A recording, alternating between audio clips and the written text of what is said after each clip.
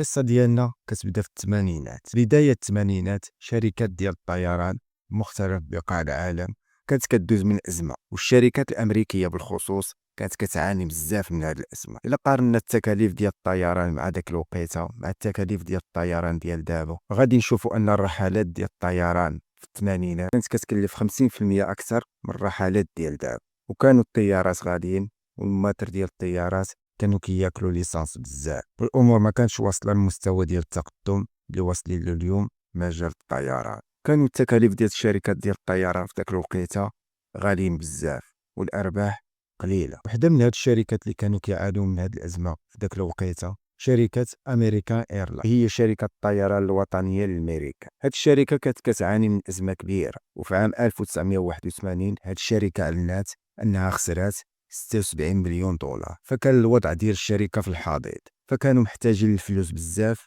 ومحتاجين الكاش. فاجتمع مجلس اداره الشركه والمدير قال لهم خاصنا نديروا شي حاجه، خاصنا نلقاو حلول باش تبقى عندنا السيوله باش ما نعلنوش الافلاس ديالنا، وخاصنا ننتجوا افكار اللي تجيب لنا الفلوس دابا. ودار بيناتهم النقاش، كل واحد منهم حاول يطرح افكار باش يجيبوا عملاء وكليان بزاف، ويفكروا في عروض اللي تخلي الرحلات ديالهم جذابه، خاصه للناس اللي ما كيستعملوش الطيران بزاف. ولكن واحد من الاعضاء ديال مجلس الاداره فكر بطريقه مختلفه عليهم كاملين، فناض وقف وقال لهم انا عندي فكره جنانيه.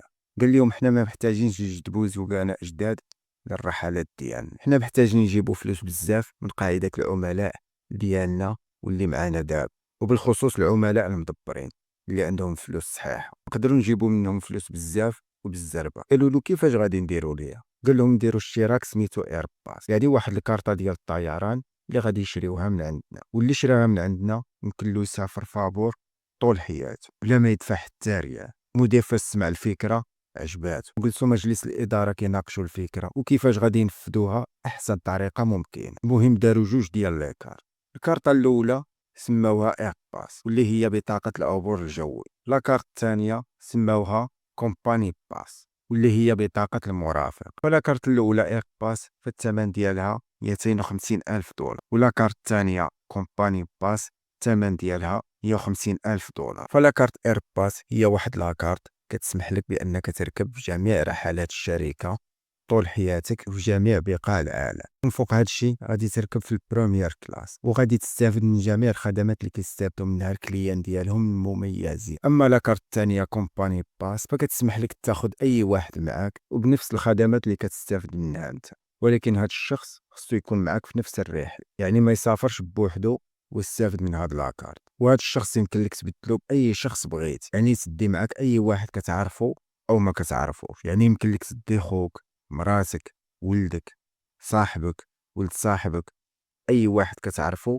او ما كتعرفوش. ولا شي واحد قرر يشري لي كارت بجوج غادي يكلفوه 400 ألف دولار، وفي داك الوقت 400 ألف دولار راه كانت ساوية بزاف، ماشي بحال دابا، يعني تقريبا كانت ساوية 1,200,000 ألف دولار ديال دابا. هو مبلغ كبير بطبيعة الحال، ولكن حتى المقابل ديالو راه ما ساهل. شركة الطيران كانوا حاسين أن بهذه الطريقة غادي يجمعوا الفلوس بزاف وبالزربه، وفي نفس الوقت غادي يربحوا من هذه الصفقه، لان حتى شي واحد ما غادي يستعمل هاد لي كارت باش يسافر كل نهار. وفي التالي راه هادوك اللي كيشريو هاد لي كارت راهم الناس لاباس عليهم، وهاد الناس هما ناس رجال اعمال، مشاهير، رياضيين، عندهم مشاريع واشغال بزاف، يعني ما غاديش يكونوا مسالين بزاف باش يسافروا كل نهار. وهنا دخل على الخط صاحبنا ستيف. هاد ستيف كان واحد من 66 شخص اللي شراو لاكارت ديال العبور الجوي، وشرا معاها لاكارت كومباني باس. ستيف غادي يخلي هاد الشركه ديال الطيران يندموا على النهار اللي فكروا فيه يديروا هاد العرض، لانه على مدى 22 عام اللي من بعد غادي يحجز اكثر من 10,000 رحله. تخيلوا في بالكم ان 22 عام فيها 8035 يوم، يعني عدد الرحلات والتسافيرات اللي حجزهم هاد السيد كانوا اكثر من عدد الايام اللي في 22 سنه. ولكن كيفاش دار ليها؟ السبب الاول ان هاد السيد كان كياخذ اكثر من رحله في اليوم، وفي بعض المرات كان يمكن يدير 4 حتى ل5 د الرحلات في النهار الواحد. السبب الثاني انه ما كانش كيسافر في الرحلات اللي كان كيحجز في لاكارت العبور الجوي، كانت كتسمح ليه يحجز اي رحله بغا. فكان إلا غادي يحجز شي رحلة مثلا كان كيحجز رحلة وحدة أخرى من بعدها مباشرة، باش إلا تعطل أو وقعت له شي حاجة كيكون داير رحلة من بعدها مباشرة، بحال مثلا الحجوزات الاحتياطية. وفي التالي ما كانت حتى شي حاجة كتمنعو يدير هادشي. فهاد السيد كان كيسافر تقريبا كل نهار، ولأتفه الأسباب الممكنة يمكن لا طيح لك في دماغ. فكان كيسافر لمدينة أناتاريو في كندا باش ياكل ساندويتش في مطعم، وموراها يسافر لباري باش يضرب دويره تما في الصباح ويتقهوى مع راسو ويدوز للندن يتغدى، وموراها يرجع للميريكان في الليل يبات. وكل هاد الرحلات كانت في قمة الراحة بسبب الخدمات الواعرة اللي كتقدمهم هاد الشركة مالين هاد لاكارت. في المطار كيدخل غرفة الانتظار في اي بي، وفي الطيارة كيركب في الصنف الأول وياخد راحته ويستمتع بالخدمات كلها. وهاد السيد هذا كان أحسن استثمار دارو في حياته. والمصيبة ديال هاد الشركة ديال الطيران ما وقفتش هنا. فكان واحد السيد واحد اخر سميتو جاك فرو نفس الشيء، شرا هاد لي كارت بجوج. جاك فروم كان بحال ستي، كان كيسافر لاي بلاصه ولاتفه الاسباب اللي يمكن لك تخيلها. فبعض المرات سافر لواشنطن باش يجيب معاه بوين مرت. فقبل الرحله كان جالس في غرفه الانتظار في اي بي في المطار، وواحد من المسافرين كان جالس حداه، وبداو كيهضروا بيناتهم وسولوا هذاك اللي جالس حداه وقال له علاش انت مسافر. قال له جاك انا غادي لواشنطن باش نجيب بوين مراتي معايا. وقال له انا باغي نسافر مع مراتي وخاصني شي واحد اللي يجلس لي مع ولادي يقابله، انا غادي نجيب بوين مراتي باش يجلس معاه. وكان داك السيد متفاجئ من هضرته، قال له انت غادي حتى لواشنطن باش تجيب بوين مراتك يجلس لك مع ولادك وخاصك من بعد ترجعو عاوتاني؟ قال له غادي تخسر الفلوس والوقت والعيا، علاش ما تجيبش مربيات قابل ليك ولادك؟ وتصدم هاد السيد فاش قال له جار، في الواقع هاد السفيرات طايحين عليا، رخص ما نجيب وحده تجلس ليا مع ولاد. وقال له من فوق هاد الشيء رحله ساهله ومفتحه وغادي في الصنف الاول، وزايدون الدراري كيرتاحوا مع جدهم. فتخيلوا معايا ان شي حاجه بحال هادي كان مستحيل جاك يفكر فيها الا ما كانوش عنده هاد ليكار اللي كانوا كيسمحوا له يسافر على راحته ويزيد على هاد الشيء في البروميير كلاس. وهذا هي موقف واحد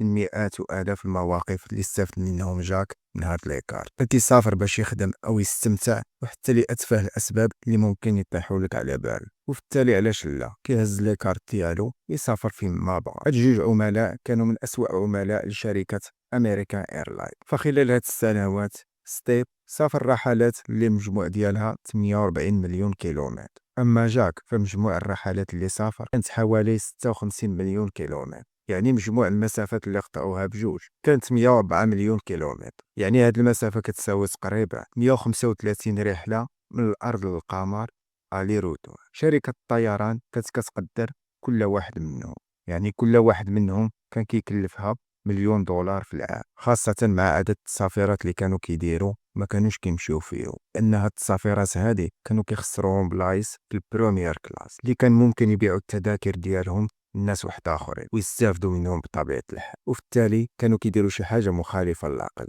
بينهم وبين شركه الطيران. تقريبا بقاو بجوج على هذه الوضعيه لمده 20 عام. بجوجهم كلفوا شركه الطيران اكثر من 40 مليون دولار، خلاوهم يندموا على النهار اللي اتخذوا فيه هذا القرار باش يعرضوا هاد لي كارت للبيع.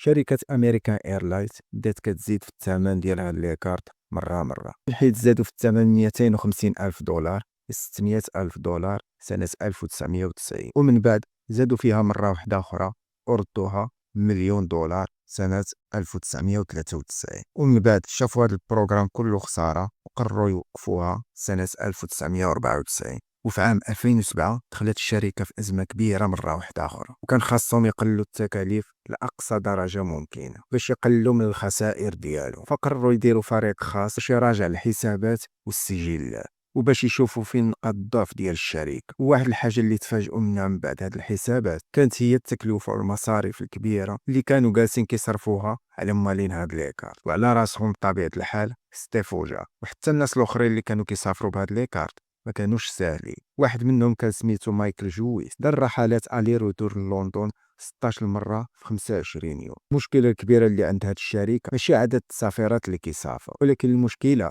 كانت في عدد الحجوزات اللي كانوا كيحجزوا هاد الناس بزاف وما كيمشيوش فيهم. داك البلايص كانت كتضيع فيهم الشركه. فواحد التقرير اللي دارتو الشركه على ستي حجز اكثر من 3000 رحله في قل من 4 سنين، ولكن اللي ما مشاش فيهم 2500 رحله. يعني تقريبا 80% من هاد الرحلات ما مشاش فيهم. وبلا ما نساو ان هاد الحجوزات كانوا من الصنف الاول، وهذا الشيء في حد ذاته كان خساره الشركه. وحتى جاك كان كيدير نفس الشيء، يعني كان كيحجز مع 8 الصباح ووحده موراها مع 10 ديال الصباح نفس الوجهه. يعني الا تعطل او وقعت له شي حاجه كيسافر في الوقت الثاني. هما كانوا كيستافدوا من العرض ديال ليكار، ولكن ما كانوش عارفين بانهم كيتسببوا في خسائر للشركه. هذا الشيء كتحملوا الشركه بطبيعه الحال، هي اللي دارت هذا العرض وما درساتش مزيان العواقب ديالو. وفي سنه 2008 الشركه صيفطت رساله لستيف وقالت له ان الشركه قررت توقف وتلغي هذا الإيكار، السبب أنه كان كيحجز رحلات احترازية بأسماء غير حقيقية في العقار الثاني. يعني ستيف كان كيحجز رحلات